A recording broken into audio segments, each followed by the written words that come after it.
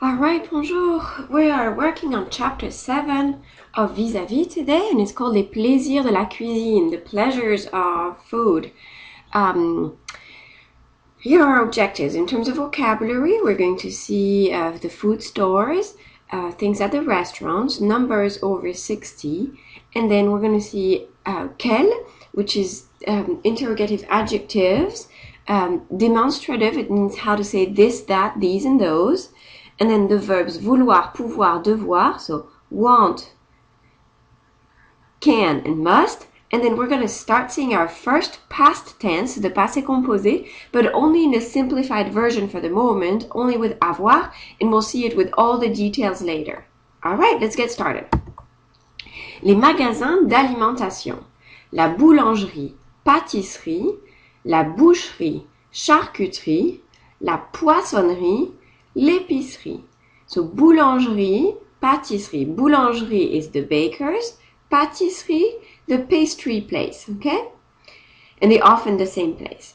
Boucherie, charcuterie. Boucherie, the butcher. Charcuterie is all the uncooked meat, like cured meat, like dry sausage, etc. La poissonnerie, fishmonger. L'épicerie, the spice food. So the spice shop, basically l'épicerie is the spice shop, but it also means like corner store now. That's what we call it. But you see how there's spice in it, right? Voilà. Alors, à la boulangerie-pâtisserie, une baguette, une tarte aux pommes, un croissant, un pain de campagne, un éclair au chocolat. Croissant, pain de campagne. So pain de campagne, campagne means the country, and pain de campagne is going to be like the basic bread. Éclair au chocolat. Éclair au chocolat has real chocolate in it in France, not like in the US where you put white stuff. In France, it's chocolate stuff. Alright, on continue. À la poissonnerie, du poisson, une crevette, une sole, des huîtres, un crabe, un homard, du saumon. Okay. À la boucherie-charcuterie, une saucisse, un saucisson, un rôti de veau, une côte de porc, un filet de bœuf, du pâté de campagne. So again, campagne, which is country. Pâté is like a spread, okay? Une saucisse is like sausage that we're gonna cook. And un saucisson is like sausage, like dry sausage, a little bit like salami or something like that. Voilà, on continue. À l'épicerie, des conserves, des boîtes de conserve, du lait, des sardines, des œufs, de l'ail, de l'huile, des pâtes, une orange, une salade. All right. You can do the activity page 177. On continue. Au restaurant. Restaurant La Guirlande de Julie. So they show you like a menu. Let me show you some stuff. Un kir. Un kir is here. They tell you that it's white wine with black currant liquor. It's actually with any liquor. It's white wine with liquor, and we have it often for starters. As you see, the restaurants closed during the day usually. You see, they open for lunch and then they open again for dinner, but we're not open all day long. I look at the rest. If you know everything, escargot, right? Escargot de Bourgogne. Bourgogne is a French region. Crème brûlée, you know. Pot-au-feu is like a stew. It means pot in the fire. You take a pot, you put everything in it, and you put in the fire. I'll let you look at the menu. Look here. That's the tax in France, 20.6 and 15% included. It means that usually we don't tip all that much in France because there's already 15% of what you eat that goes to pay for the waiter, okay? You can still tip, and you should tip, but a little bit, not as much as in the US, okay? Okay, let's go over some more vocabulary. L'addition, l'argent, la carte, les entrées, les plats, les desserts, le menu, une mousse au chocolat, un pourboire, un serveur, une serveuse, autre chose, compris, goûter, le prix. Remember, les entrées or une entrée means a starter, like what you enter with, and not like an entrée in the US, which is a mistake when you say it, which means the main course. You can't start with the main course, right? Un pourboire, a tip, you see how it means literally to drink. Basically, you give a coin to the waiter so that he can go and buy himself a drink. All right, you can do the activity page 178 after that. That's for you to review. Try to quiz yourself. Qu'est-ce que c'est? Ça, c'est de l'ail. Ça, c'est des boîtes de conserve. Ça, c'est une crevette. Ça, c'est du poisson. Des saucisses. Un pot-au-feu. De l'huile. Du pâté. Des pâtes. Don't confuse them. Du pâté. Des pâtes. Un rôti de veau. Des œufs. Une tarte aux pommes. Des huîtres. Où est-ce que c'est? Où est-ce que c'est? Where is it? À la boulangerie-pâtisserie, à la boucherie-charcuterie, à la poissonnerie, à l'épicerie. Okay, let's move to numbers over 60. On y va, on répète 60, 61, 62, 63, 64, 65, 66, 67, 68, 69, 70, 71, 72, 73, 74, 75, 76, 77, 78, 79. Okay? So you see what happened is that we don't have a 70. So when we reach 70, we say 60 plus 10, 60 plus 11. You remember the A here, and then no A for the others, hyphens. C'est bon? Let's go after 70. It gets even crazier. On y va. 80, 81, 82, 83, 84, 85, 86, 87, 88, 89, 90, 91, 92, 93, 94, 95, 96, 97, 98, 99. So what goes on here is to say 80, we're going to say 4 times 20. 81, 4 times 20 plus 1, etc. C'est bon? So why do we do that? Because we used to count in scores, just like you in English. You remember the Gettysburg Address? When President Abraham Lincoln said 407 years ago, 4 score, it was 4 times 20 plus 7, that's 87 years. So there used to be a time where 407 years would make more sense than saying 87 years ago. And of course, President Lincoln at that time was talking about 1776, okay? There is in French a way to say 70, 80, and 90, but we don't use it in French of France. We use them in Belgium and in Switzerland. So in Belgium, we say 70, 80, 90, and in Switzerland, we say 70, 80, 90.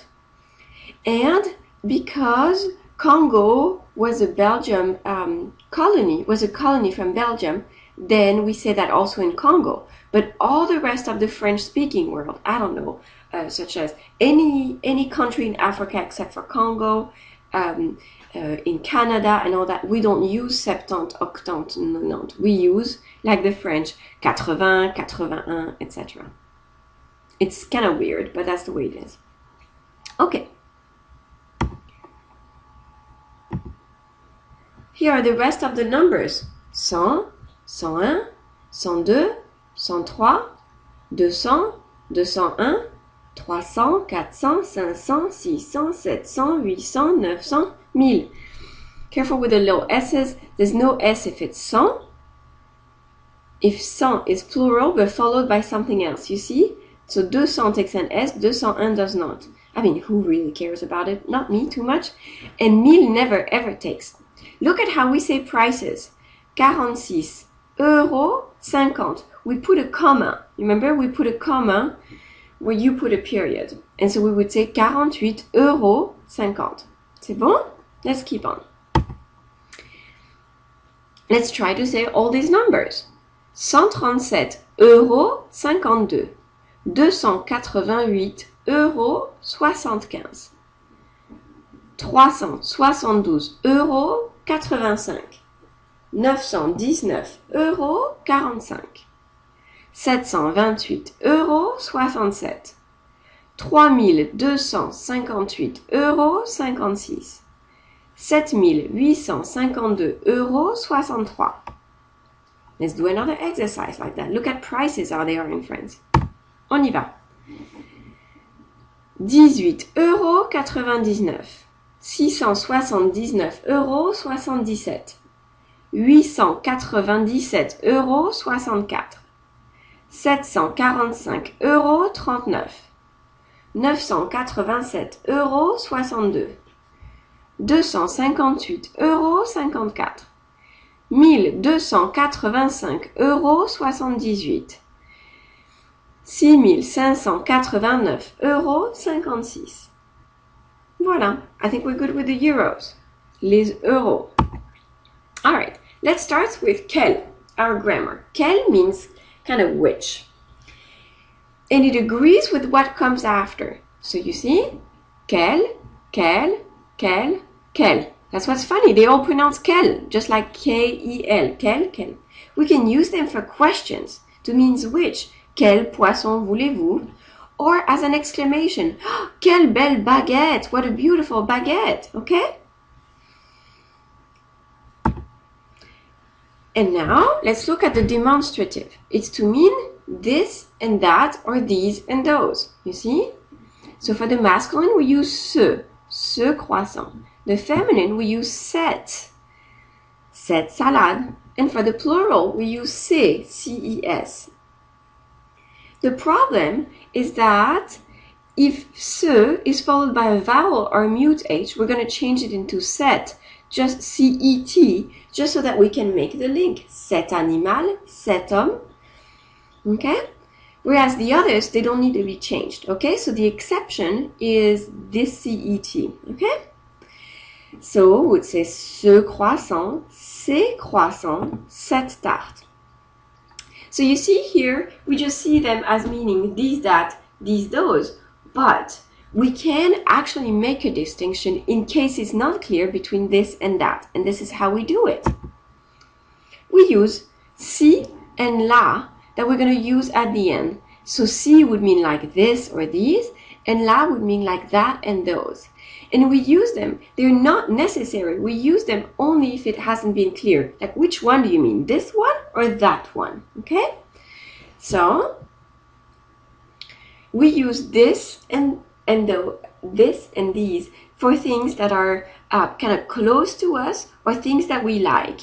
And we use more like that or those for things that are kind of far from us and that we don't like. Listen, in English, it's the same as in English. We would say, ooh, I love this guy, but I hate that guy. Okay?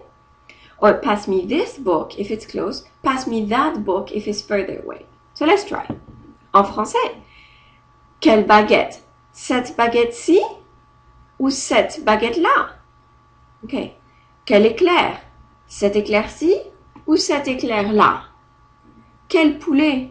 Ce poulet-ci ou ce poulet-là? Like, which baguette? This baguette or that baguette? Which éclair? This éclair or that éclair? Which chicken? This chicken or that chicken? Do you see how si and la, they just never change. We just put them like that at the end. C'est bon? So now we know how to say this, that, these, and those. Okay, let's keep working. Our three new verbs, vouloir, pouvoir, and devoir. They all have an irregular boot and they mean want, can, and must. Let's repeat them. Vouloir, je veux, tu veux, il veut, nous voulons, vous voulez, ils veulent. Pouvoir, je peux, tu peux, il peut, nous pouvons, vous pouvez, ils peuvent. Devoir, je dois, tu dois, il doit, nous devons, vous devez, ils doivent. Okay, regardez. Look, the boot here, this is where the vowel changes from OU to EU. Okay? Same thing here. And here for devoir becomes doit. So basically, it's just the but that is irregular. The nous and the vous are perfectly regular. Let's look at an example. Il veut manger. Elle peut acheter des tomates. Il doit étudier. Remember, when you're not sure of how to conjugate a verb, use this website, leconjugueur.com.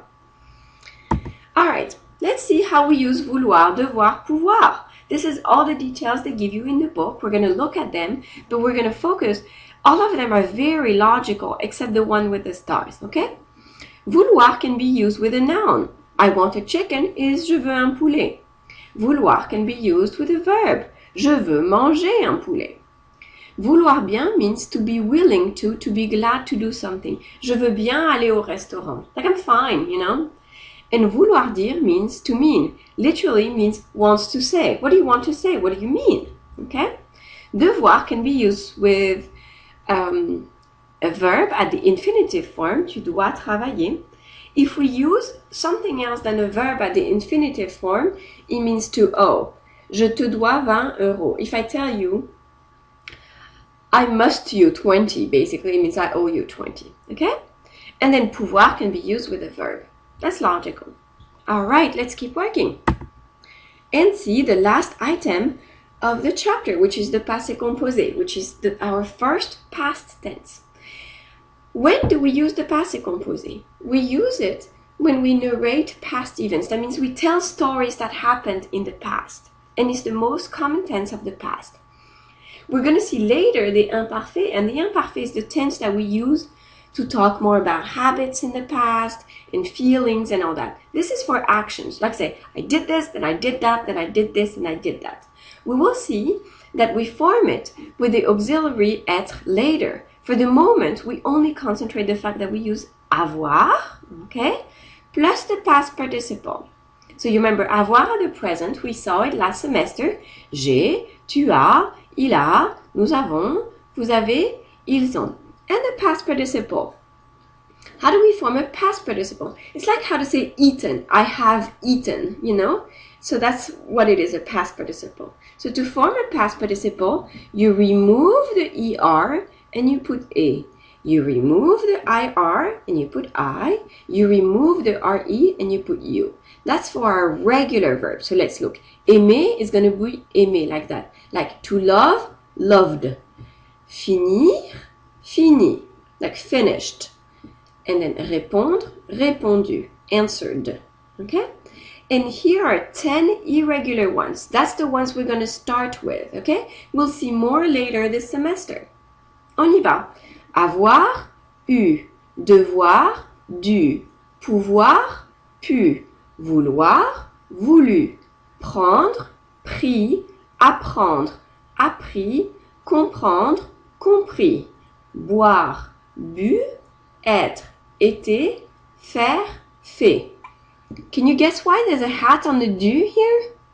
It's because there's already a du that means some. And so this one we add a hat so we don't confuse it with the other. Okay? Let's look a little more at our passé composé. So we said always, it's called composé because it's two verbs, composed of two verbs, okay? So let's see. For Christmas, last year, I ate is going to be j'ai mangé. You ate, tu as mangé. He ate, il a mangé. Nous avons mangé. Vous avez mangé. Ils ont mangé. How about I drank?